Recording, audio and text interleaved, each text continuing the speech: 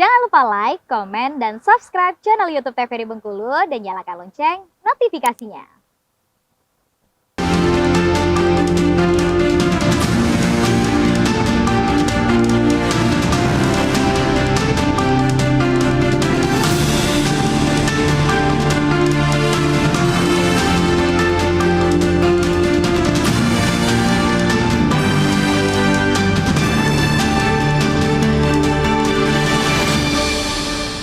Baik pemirsa, kembali masih di Berita TVRI Bengkulu untuk kesempatan hari ini, untuk edisi hari ini Senin 11 September 2023 dan masih bersama saya Karo Fahmi, dan tema kita masih berbincang mengenai peran radio di era digital dengan narasumber kita ada Bapak Muhammad Bugi Hidayat selaku Kepala Stasiun RRI Bengkulu dan juga ada Ibu Ponika Thoyib selaku anggota KPID Bengkulu.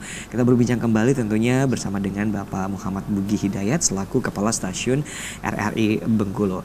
Nah, kita tahu bahwa kalau dulu nih Pak ya, kalau dulu radio itu dicari-cari sekali. Ingat sekali zaman-zaman atensi, zaman-zaman kirim-kirim salam dan lain sebagainya. Nah, ini bisa dikembalikan ke zaman itu nggak sih Pak nantinya radio ini sendiri kalau menurut dari Pak Bugi sendiri? Bisa Mas Fahmi. Jadi kalau kita lihat sesuatu kan pasti ada siklusnya. Iya. Dia akan kembali lagi, tentu pasti dengan format yang berbeda. Mungkin dengan era digital ya Pak ya, nantinya. Tetap kirim aja. Email. Iya. Sekarang kami apa ya? Aplikasi kami RRI dulu RRI Playgo namanya sekarang jadi RRI Digital. Itu bisa langsung connect dengan penyiar dan dia bisa chit-chat dengan penyiar by chat atau kalau dia memang sudah siap ready bisa kita tampilin. Oh gitu. Luar biasa. Jadi penyiarnya tuh bisa langsung ngechat, mau kirim ya dulu kirim salam lah ya, pesan lagu lah AMKM itu lah. Iya betul. Anda minta kami minta juga. Ya. Sekarang dia bisa kalau kita bilang ready nggak mau ngomong sendiri gitu kan.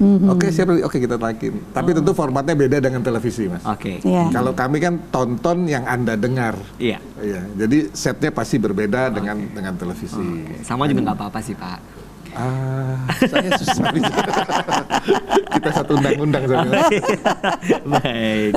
Nah kalau menurut Ibu ini Ponika Thoyib sendiri nih, kangen nggak sih ke masa-masa itu Bu? Apakah nanti pada saat di era digital mungkin ya, apakah itu akan berulang kembali? Mungkin pertanyaan yang sama. Saya kok salah satu yang meyakini Pak. Artinya di tengah situasi kita yang memang serba cepat, serba canggih gitu ya, informasi kita banyak sekali tiap hari. Tapi saya kok yakin suatu saat orang jengah ya dengan informasi-informasi yang memang kadang-kala justru membuat kita jadi capek sendiri. Betul. Gitu ya.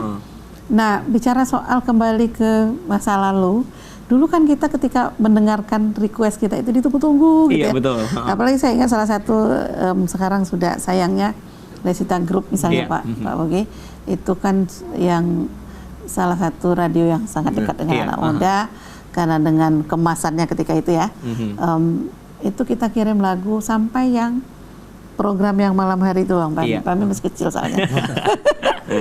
Bang Popon, Bang Popon sekarang gimana? Nah artinya di sekarang apakah yang seperti itu request dulu kita bayar 100 rupiah, 125 sampai 250 kalau nggak salah. Zaman-zaman saya SMA itu. Lalu kemudian sekarang ini kan orang bisa by chat misalnya. Tadi disampaikan Pak Bugi misalnya, kalau nggak salah RRI punya juga request lagu yang dangdut itu loh Pak, jam siang gitu kan.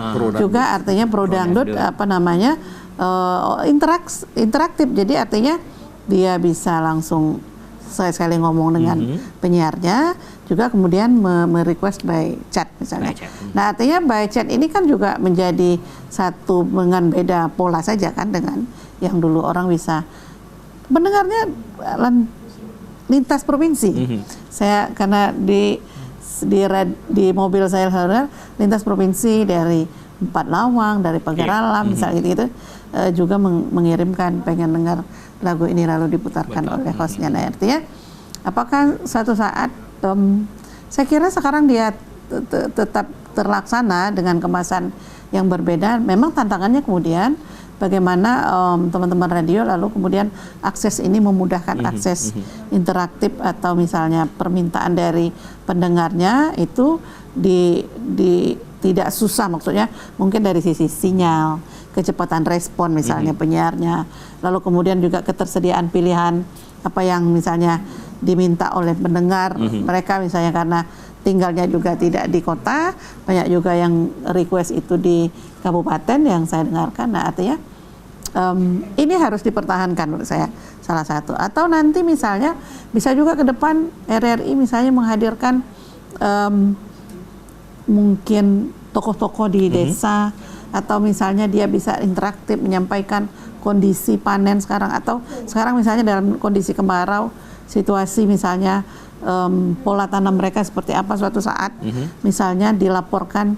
Saya kira akan menarik buat masyarakat, tiba-tiba dia bisa ngomong di RRI misalnya, kemudian dikemas baik, direspon baik oleh penyiarnya sehingga dia bisa nyampaikan bahwa situasi kami seperti ini, kemudian harapannya bahwa pemerintah mungkin melalui RRI bisa mendengarkan apa menjadi persoalan-persoalan. Nah ini juga mungkin saya kira tantangan buat Pak Bugi lah ya, ke depan mengemas seperti apa, karena kita Bengkulu kan memang topografinya lebih banyak petani dengan wilayahnya memang yang beberapa masih sulit dijangkau, akses internet pun masih. Tapi kalau radio sebenarnya tidak perlu kuota gitu ya, yang bisa dinikmati ya Pak Bugi ya. Dia juga lintas tinggal listrik, atau misalnya yang punya radio kecil gitu ya. Sekarang kan banyak radio-radio mini yang terang gitu ya, yang bisa kita nikmati ya. Portable. Dan menurut saya juga ini PR besarnya pemerintah juga harus mengkampanyekan untuk masyarakat kembali mendengar radio. Baik, nah kita kembali ke Pak Bugi kembali ini. Kalau semisalnya ada tagline atau ada pertanyaan dari masyarakat, apakah radio nantinya akan punah, Pak? Kalau kami sih bilangnya enggak. Ya, karena di samping bisa dia dengan cara lain mendengarkan radio, radio itu ada unik sendiri. Ada keunikan sendiri. Ada beberapa hal yang nggak bisa dinikmati oleh media, kita menikmati media lain ketika kita, tapi bisa disambi dengan sambil mendengarkan radio. Sebenarnya gini, saya mau sampaikan. Sekarang agak harus kita ini kan itu meregenerasi pendengar, Mas. Meregenerasi pendengar. Itu yang tantangan terberatnya. Kami punya Pro 2, punya Pro 1. Ini Pro 1 mature ya untuk dewasa, ini untuk milenial.